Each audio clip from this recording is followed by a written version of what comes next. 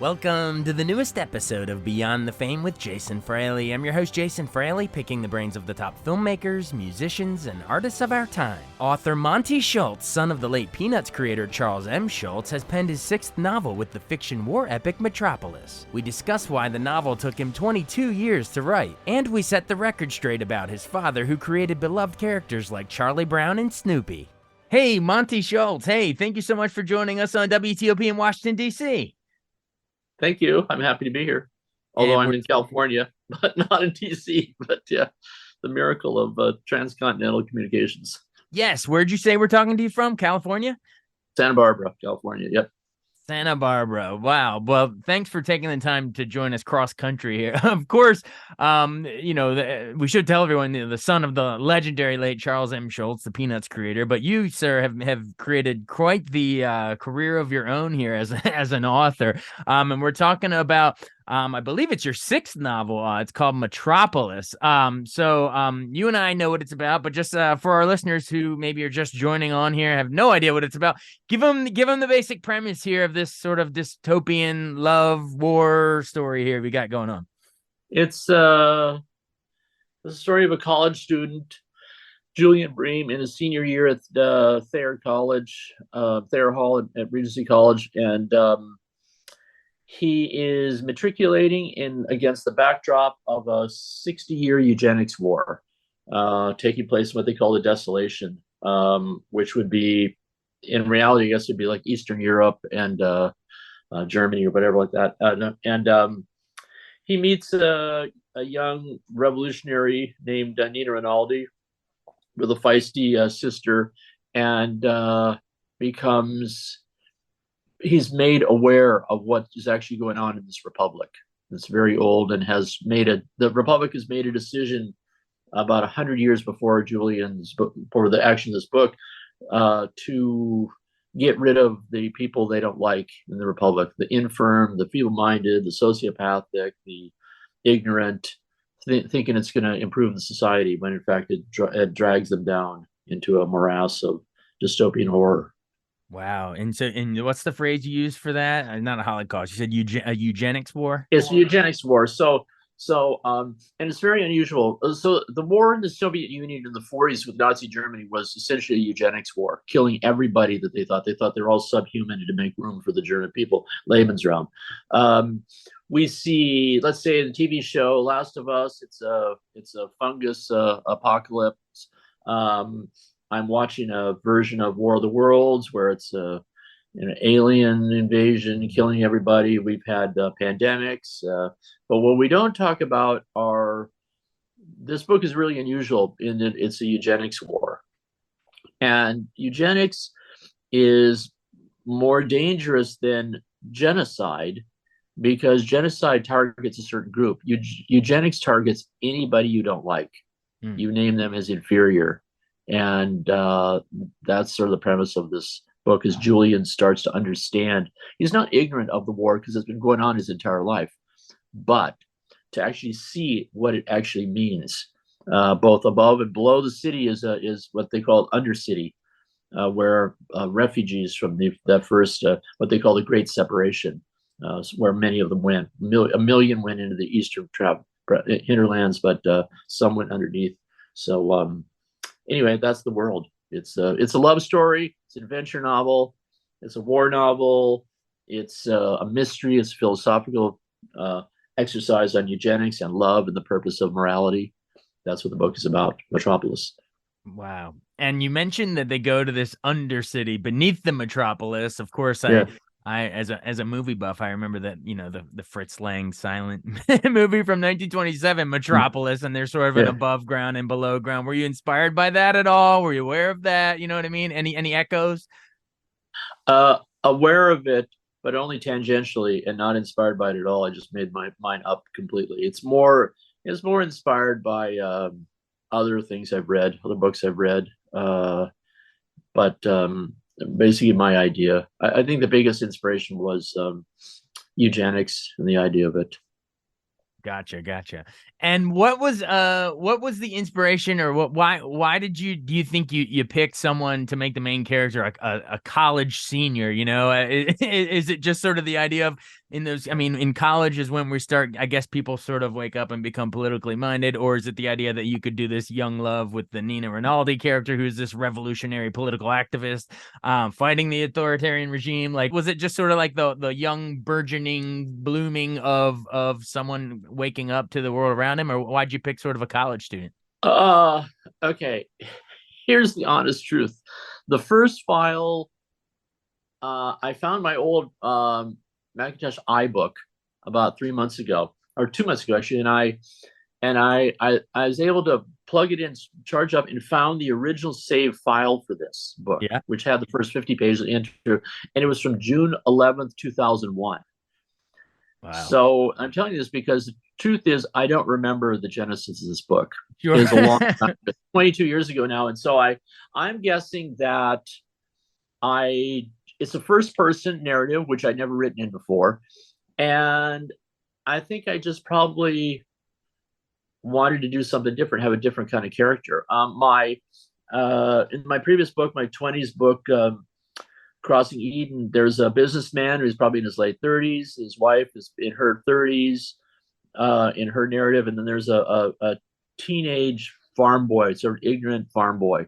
And so maybe this time I've got a character who's educated but not fully formed yet. And then I was able to have, I think also I was inspired by having a novel set at a college as well. Mhm. Okay, so I have a copy of the Cal Berkeley 1890, I think it's from 1898, and sort of see what the colleges were like back then. And I got a lot of expressions, and words, and names of people from that yearbook. So it's sort of recreating that period in a sense. Even though this book has its own time period, it's sort of like that. So I think that was sort of the inspiration. Look, books have a lot of inspirations, and they're sort of all taken together in a kaleidoscope of thoughts and ideas and directions. So that's the idea, I think. Absolutely.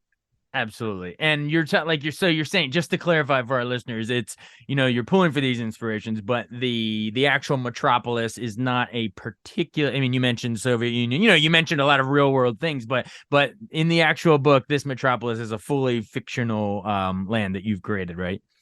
Okay.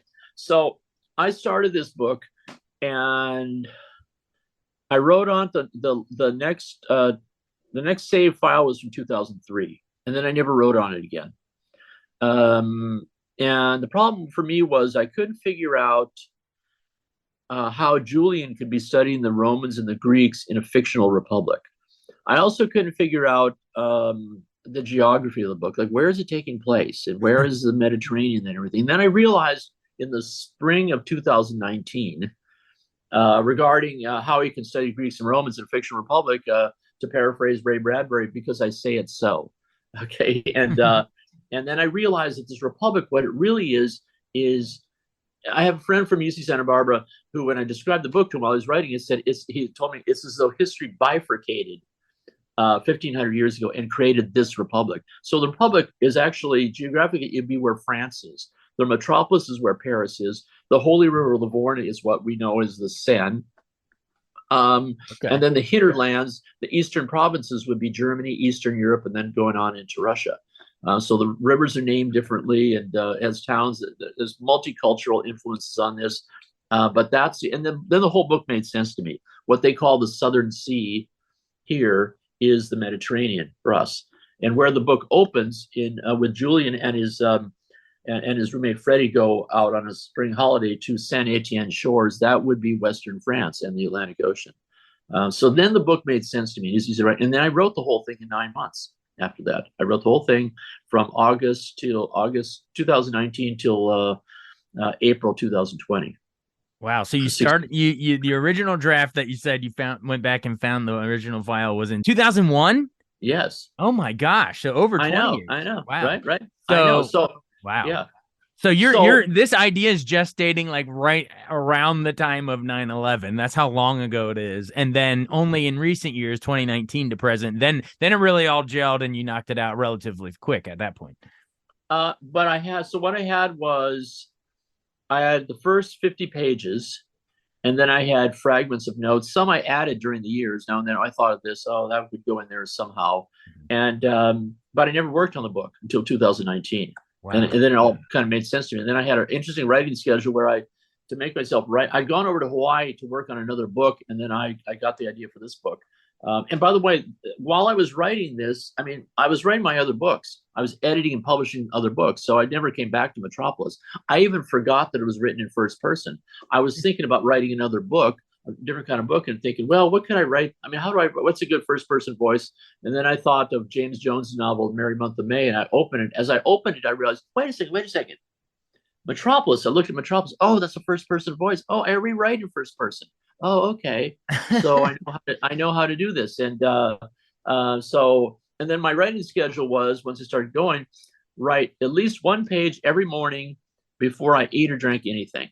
Okay, I had to do that, and I could write whatever in the afternoon after I ate, and which I did, wrote several pages in the afternoon. But I had to write that one page, and in 9 months I only missed 3 mornings, and it was because I was out of town. So that got a 668-page novel written in 9 months, minus that 50 pages. So we're still talking about 620 pages in 9 months. I wrote the whole thing. No plot, no outline. I mean, oh, you got the book there, yeah. It's a thick one, so I like the idea that you know knocked it out at least a page a morning. Like, I love to hear that process. Wait, what was the point of doing the is the idea like, do you, I mean, I remember reading, what is it, Stephen King's On Writing, and he had to put his desk at a certain place and try to write a certain amount every day and everything. But like, for you, like, what was the method behind the madness of wanting to do in the morning? Is it to capitalize on like the dream sleep imagination, or just more or less like to hold yourself accountable to get a page done every day? Yes, that's the latter is exactly the reason, to make sure I wrote one page to get it going.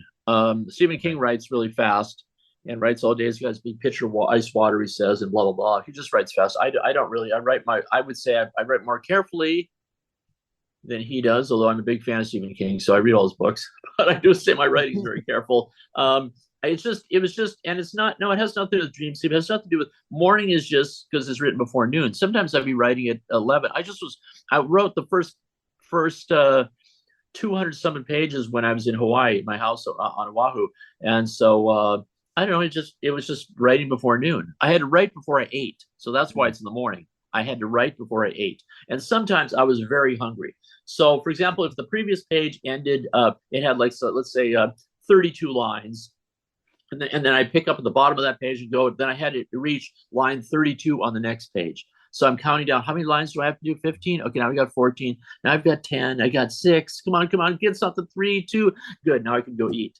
With the visions of ham sandwiches floating in front of me or something. Super. That's hungry. like the carrot that you're working towards. That exactly. That's sandwich. Exactly how it worked. Exactly. Are you a coffee drinker? Like, is that part of the morning routine or no? No. You cannot have in. I could not have. I don't drink coffee anyway, but I could have had a Coke or something. But I don't. No, I never. I could not eat or drink anything till that first page was done. Wow. And I found it to be, I've never done it before, and I really haven't done it since. I'm writing the sequel to Metropolis right now called Undercity. It's a different kind of book, very complicated. But I never did it before. I've never done it since. But it did work for this book. And I don't.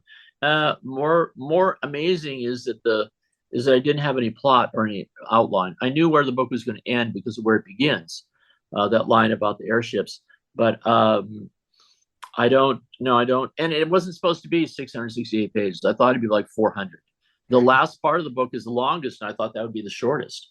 So I couldn't tell, because if you don't have a plot, I mean, if you make no outline, well, I didn't plot the book up, but I literally made the whole thing up as I was writing it, and it's hard to explain it like that, but I just sentence to sentence, it just made the whole thing up. So everything worked. It's like the muses were whispering to me the entire 9 months I was working on this. It was either the muses or the ham sandwiches at lunch waiting, I don't know. calling your name. That's fascinating to me. No food or coffee or any sustenance before. You got to just get it all out on the page. That's great. Yeah. I love that. That's discipline, man, my friend. Tell me about sort of like growing up. Did you write growing up a lot? I mean, we can pivot into maybe some, your dad memories before we end the interview. But like real quick, just you growing up, I want to know about like were you always a writer? Or did you try doing the cartoon stuff like dad, or did you want to always write? No, I didn't write at all. I remember writing some kind of short story, sort of a knockoff of H.G. Wells' First Man on the Moon thing, but I don't remember. Maybe it's like one page or something. No, I would not have considered myself a writer. I was a reader. I liked reading, but I read popular culture things like my dad. I read H.G. Wells, Jules Verne, Ray Bradbury. I read the comics. I read those Tintin comic books, which I really liked, and I read Dad's stuff when it came into books, and he'd bring it home, and I'd sit down in an easy chair and read the whole book. And watch movies with Dad. He always when W.C. Fields would come on, we would watch him, and so Like yeah, it's more a like it's a popular gift culture. and all my little chickadee and all that stuff. Yeah, yeah, yeah. And I was also exactly, and then I was also a fan of. I read history. I read a lot of history, which interested me. No, I didn't become a writer till I was in college, and I started writing as a songwriter, writing lyrics, and then Dad saw I had a gift for poetic language, and so he shifted me straight to Carl Sandburg and Edgar Gilly Masters. Spoon Bear Anthology had me read Joan Didion and John Steinbeck and Thomas Wolfe. He was a huge Thomas Wolfe fan of Time in the River, and so then I started making that shift from songwriting to poetry to then prose and wanting to write a great American novel, which I think I did with my novel Crossing Eden. It's 1,086 pages set in the spring and summer and fall of 1929. And Dad's voice is in there and a lot of stuff. That book took me 12 years to write. So I didn't have any writing schedule like I did for Metropolis. So yeah, I didn't know. I didn't, in fact, to make it even clearer, the Monty of 20 years old would never have read these books that I've just written. Would never read them. They didn't interest him. I wouldn't have been interested by those books at all. Wouldn't really. I don't think especially as a teenager, I don't think I would even understand. I didn't read. I read science fiction, Right. short stories, and then Bradbury, which I really liked. He's one of my favorite writers. But yeah, that's what I read. Growing up in that household with music and books. Yeah. Yeah, and you were born just to timestamp, but you were born in 52, right? So Yeah. that gives me a sense of the authors you're throwing out. That makes sense. Cool. Well, even to dial it back even further, your dad was born in what Charles M. Schulz was what 1922, 30 years earlier in Yeah. Yeah. Minneapolis, but grew up in St. Paul. Gosh, his mom died young, and then he went drafted into World War II. So he lived a lot of life. I mean, you're talking about war and stuff in Metropolis, but your dad was living some of this stuff. But yeah, remind our listeners really quick, and you've been really generous with your time, but like, real quick about how we broke in to writing the Peanuts gang. It started as little folks, right? Yeah, but Dad was an artist. He was a big fan of comic books. His nickname Sparky was given to him when he was really really young, named after Sparkplug, the horse in the Barney Google comic strip. And of course, he died 3 hours before his last strip ran in the newspaper. So his entire life was spanned by the cartooning art, Yeah. framed by that. So no, Dad loved comic strips. That's all he ever wanted to do was be a syndicated cartoonist, and so he did live the dream he had. And his dream had nothing to do with being famous either. Not but if he had been in two newspapers, he would have been okay with that.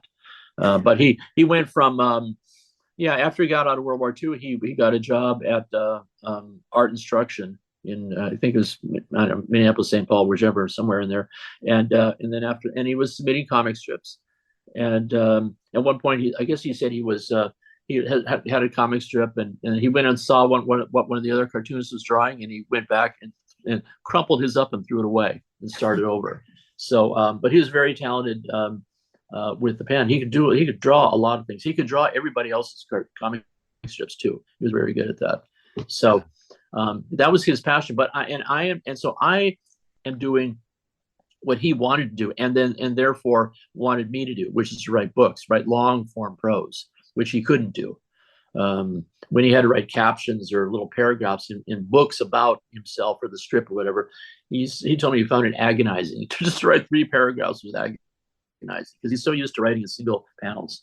Single, that's so fascinating to me. You're writing these epic novels, and your dad, could tell funny stories, but memorable stories in just a one panel comic. It's funny the different mediums you guys, but it's like it seems like opposite ends, but you grew up in the same house.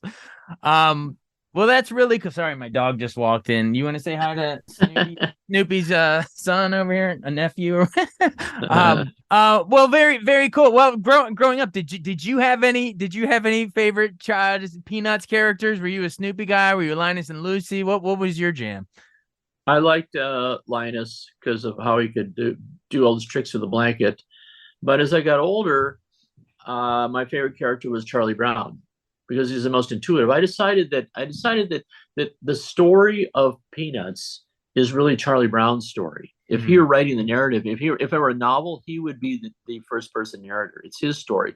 And Charlie Brown, they make him out as the lovable loser and like that. But if you read the early books, you realize he wasn't. He was the king of the neighborhood. He played all the jokes and he did all this. And he had his two friends, Shermie and Patty, and the little dog Snoopy.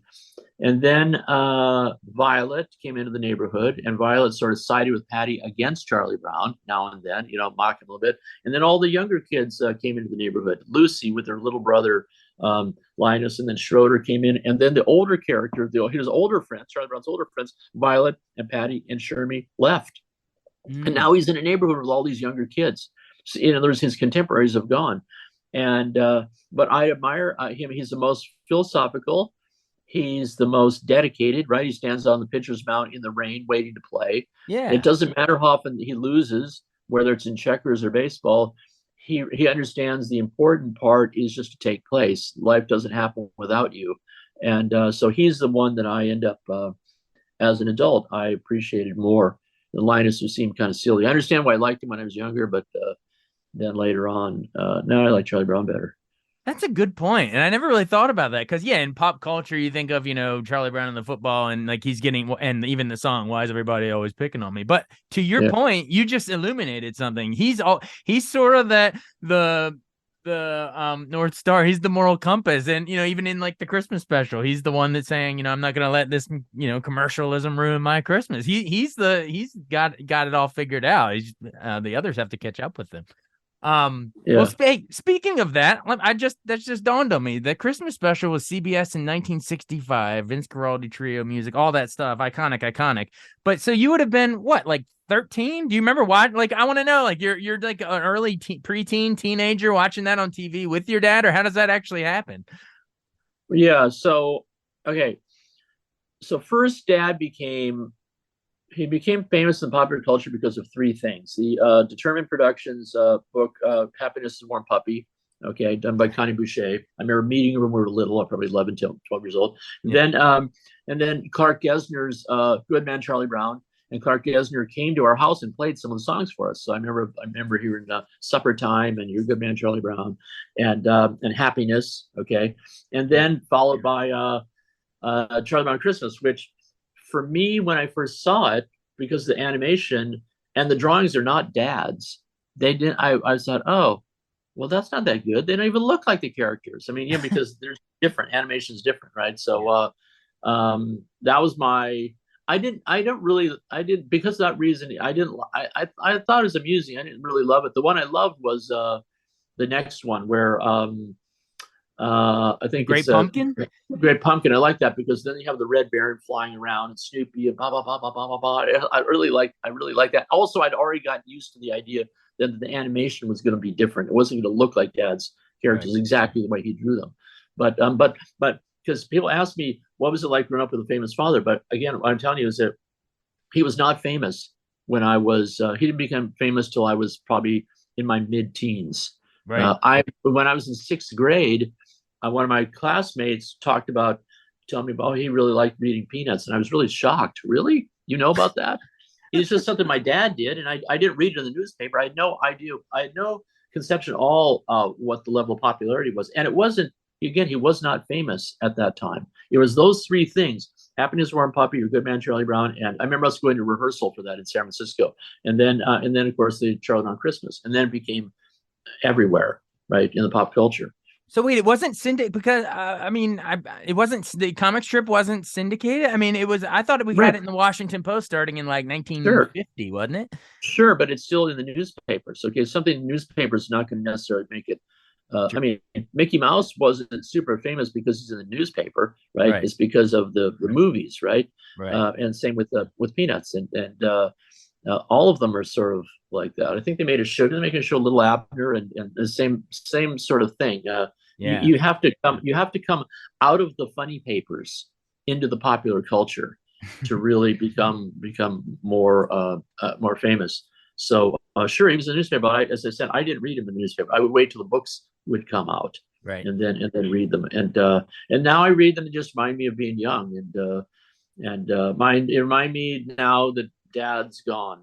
It's really depressing. I'm doing a book signing at the Charles M. Schulz Museum in Santa Rosa on April 30th, and it's a really beautiful museum, and I like it. But it also, to me, it feels like the Charles M. Schulz Mausoleum. It just Mm. reminds me very simply that he was dead, and I was really close to him, and we Yeah. used to talk on the phone all the time. And he said he really liked when he could finally talk about books with his son and share books and Right. suggest authors. So we had a conversation finally, which was at least for a few years before he died. Wow. Yeah. You lost him in what, 2000? I guess it was. Yeah. Yeah, 2000. So he's only, I mean, fortunately I go to the doctors all the time, but that's only, he died 5 years older than I am now. Wow. Hopefully not bringing back too many bad memories. I wanted to bring it up as a chance to remember him. And you know what? Well, what else beyond the books or even Peanut? Everyone probably asks you Peanuts questions, but what else did you like getting into with Dad? Did he watch sports? What other movies did he like that weren't related to cartoons? Or, I don't know. What was he sort of like? Well, so what Dad and I are most interested in was sports. We played baseball together all the time. Oh, nice. We'd play not only just playing catch, but we'd have games with plastic ball, and pitching, hitting, and Is this Minnesota he Twins fans or? that was before the Twins were even in Minneapolis. I think they were still in. They're probably, well, yeah, probably around that time they came west, or they came from DC to Minneapolis, to Minnesota. No, that's what we did. And it's funny because in David McHale's biography of my dad, he makes a comment that Dad was sort of this cold, dedicated artist, not a lot of time for his kids, which is completely false. And David even knew that. We talked for 6 years to him. Like Dad, for example, took me out of elementary school to take me to see Game 6 of the 1962 World Series, Giants and Yankees at Candlestick. Whoa, Right? you were And there? he actually saw Roger Maris hit a line drive home run over the right field fence. The Giants won that game, but I saw a Whitey Ford on the mound, and Maris hit a home run. It was really great. Dad and I went to baseball games all the time. We go to double headers. I Wow. saw the three Alou brothers in the outfield at the same time. I watched a game where Willie McCovey hit 3 home runs. I got to Wow. see Stan Musial play, and all this because Dad, we'd go down for double headers. We'd go down early in the morning. It was maybe a 60-mile drive from Santa Rosa, and we'd get there in time for batting practice. And then we'd watch the game. Then we'd sit around, have hot dogs in between games, and see the second game, watch it, and then drive home again. And Dad would play tennis, or we played paddleball and played ping pong. And Dad was fully involved in our lives. And even in the end of his life, he was in the stands at our ice arena watching me, his 50-year-old son playing hockey in a league, and that was past his bedtime, but he was there watching me play. You still played So hockey? You're a hockey player too. You can do it all. Multi-talented.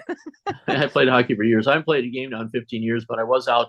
I was out with the stick and puck about a month ago, and I was getting my game back, and I can skate. I can skate and handle a puck like a National Hockey League player. It's a really good sport for me. I just stopped playing because I don't know, different circumstances. But then I tripped over a footstool in my sitting room upstairs at my house, and I sprained the medial collateral ligament in my right knee. So the orthopedist just told me yesterday I can't skate for 2 months. Oh So and I man. hadn't been on for long anyway. But no, Dad, he loved sports and popular culture, and he loved music. So he loved everything from Eddie Arnold to classic to Beethoven to Crosby, Creed's Clearwater Revival. Willie and the Poor Boys. He liked that.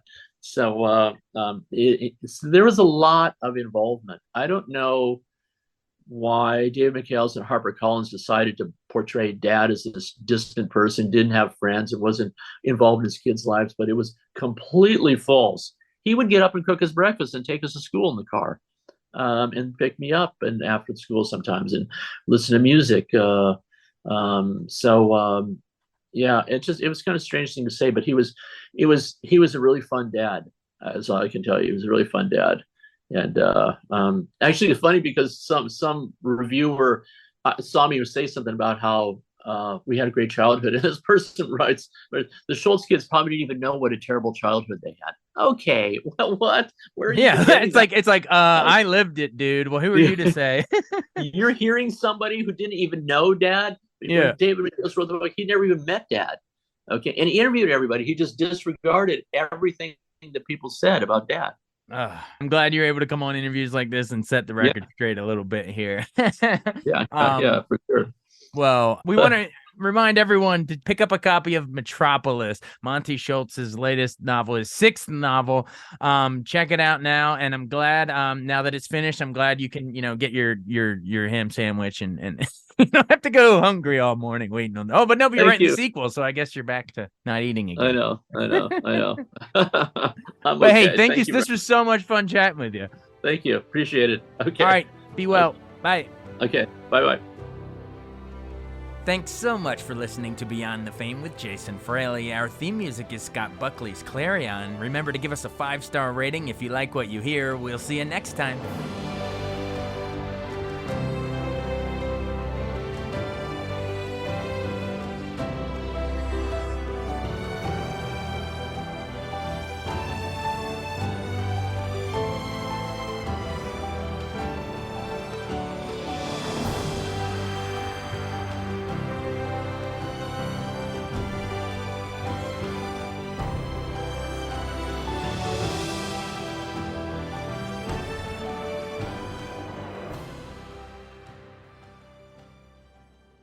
I wanted to take a second to tell you about an app I really enjoy. Living in the DC area is great, and Podcast DC gathers all of the local shows that I like all in one local app. Health, sports, local news, politics, and so much more. Podcast DC is the new local app with hundreds of DC area podcasts to choose from. I can earn exciting rewards just for listening and share the podcasts I love instantly. Available in the App Store or in Google Play, listen local with Podcast DC.